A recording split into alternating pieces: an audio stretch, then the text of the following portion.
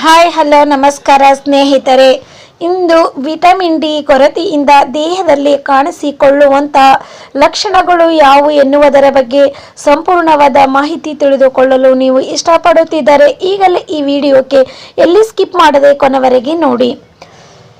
ಕೆಲಸದ ಒತ್ತಡದಲ್ಲಿ ಜನರು ತಮ್ಮ ಆರೋಗ್ಯವನ್ನು ಸಂಪೂರ್ಣವಾಗಿ ನಿರ್ಲಕ್ಷಿಸುತ್ತಾರೆ. ಸೇವಿಸುವ ಆಹಾರದ ಬಗ್ಗೆ ಗಮನ ಕೂಡ ಹರಿಸುವುದಿಲ್ಲ. ಇದರಿಂದ ದೇಹದಲ್ಲಿ ಅನೇಕ ಪೋಷಕಾಂಶಗಳು ಕೊರತೆಯಾಗುತ್ತದೆ. ವಿಟಮಿನ್ ಡಿ ಕೊರತೆಯು ಸರ್ವೇ ಸಾಮಾನ್ಯ. ವಿಟಮಿನ್ ಡಿ ಕೊರತೆಯಿಂದಾಗಿ ದೇಹದಲ್ಲಿ ಹಲವಾರು ರೀತಿಯ ಸಮಸ್ಯೆಗಳನ್ನು ಉಂಟಾಗಲು ಪ್ರಾರಂಭಿಸುತ್ತದೆ. ಈ ಬದಲಾವಣೆಗಳನ್ನು ಗುರುತಿಸಿದ ತಕ್ಷಣ ಅದಕ್ಕೆ ಪರಿಹಾರಗಳನ್ನು ಕಂಡುಕೊಳ್ಳಬೇಕು.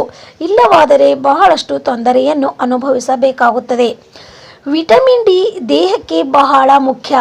ದೇಹದಲ್ಲಿ ವಿಟಮಿನ್ ಡಿ ಕೊರತೆ ಇದ್ದರೆ ನೀವು ತುಂಬ ಒತ್ತಡವನ್ನು ಅನುಭವಿಸುತ್ತೀರಾ. ವಿಟಮಿನ್ ಡಿ ಕೊರತೆಯಿಂದ ಏನೆಲ್ಲ ಸಮಸ್ಯೆಗಳು ಅಂದರೆ ಕೂದಲು ಉದುರುವಿಕೆ ಸಮಸ್ಯೆ ತುಂಬ ಸಾಮಾನ್ಯವಾಗಿದೆ. ಕೂದಲು ತುಂಬ ದುರ್ಬಲವಾಗುತ್ತದೆ ಮತ್ತು ಎಷ್ಟು ಪ್ರಯತ್ನ ಪಟ್ಟರೂ ಕೂದಲು ಉದುರುವಿಕೆ ನಿಲ್ಲುವುದೇ ಇಲ್ಲ. ದೇಹದಲ್ಲಿ ವಿಟಮಿನ್ ಡಿ ಕೊರತೆ ಇದ್ದಾಗ ಆಗಾಗ ಕಾಲುಗಳಲ್ಲಿ ನೋವು ಕಾಡಬಹುದು. ಏಕೆಂದರೆ ಮೂಳೆಗಳು ಆರೋಗ್ಯಕರವಾಗಿರಲು ದೇಹದಲ್ಲಿ ವಿಟಮಿನ್ ಡಿ ಇರುವುದು ಬಹಳ ಮುಖ್ಯವಾಗಿರುತ್ತದೆ. ಒಮ್ಮೊಮ್ಮೆ ಕೆಲಸ ಮಾಡದೇ ಇದ್ದರೂ ಕೂಡ ವಿಪರೀತ ಆಯಾಸ ಆಗುತ್ತದೆ. ವಿಟಮಿನ್ ಡಿ ಕೊರತೆ ಕೂಡ ಇದಕ್ಕೆ ಒಂದು ಕಾರಣ ಅನ್ನಬಹುದು.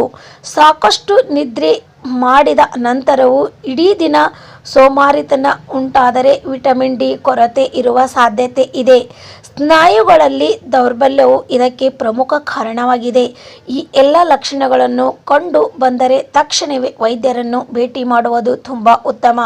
ಈ ಲಕ್ಷಣಗಳನ್ನು ಕಂಡರೆ ನಿಮ್ಮಲ್ಲಿ ವಿಟಮಿನ್ ಡಿ ಕೊರತೆ ಇದೆ ಎಂದು ಸಂಪೂರ್ಣವಾಗಿ ನಂಬಬಹುದು. ಹಾಗಾಗಿ ಸ್ನೇಹಿತರೆ, ವಿಟಮಿನ್ ಡಿ ಕೊರತೆ ಇದ್ದರೆ ಯಾವೆಲ್ಲ ತೊಂದರೆಗಳನ್ನು ನಾವು ಅನುಭವಿಸಬೇಕಾಗುತ್ತದೆ ಎನ್ನುವುದರ ಬಗ್ಗೆ ಮಾಹಿತಿ ನಿಮಗೆ ಇಷ್ಟವಾಗಿದೆ ಎಂದು ನಾನು ತಿಳಿದುಕೊಂಡಿದ್ದೇನೆ. ಈ ಮಾಹಿತಿ ಇಷ್ಟವಾದರೆ ಒಂದು ಲೈಕ್ ಮಾಡಿ, ಕಮೆಂಟ್ ಮಾಡಿ, ಶೇರ್ ಮಾಡಿ ಮತ್ತು ಸಬ್ಸ್ಕ್ರೈಬ್ ಆಗೋದು ಮರೆಯಬೇಡಿ. ಮತ್ತೆ ಮುಂದಿನ ವಿಡಿಯೋದಲ್ಲಿ ನಿಮ್ಮನ್ನು ಭೇಟಿ ಮಾಡುತ್ತೇನೆ. ಅಲ್ಲಿವರೆಗೂ ನನ್ನ ನಮಸ್ಕಾರ.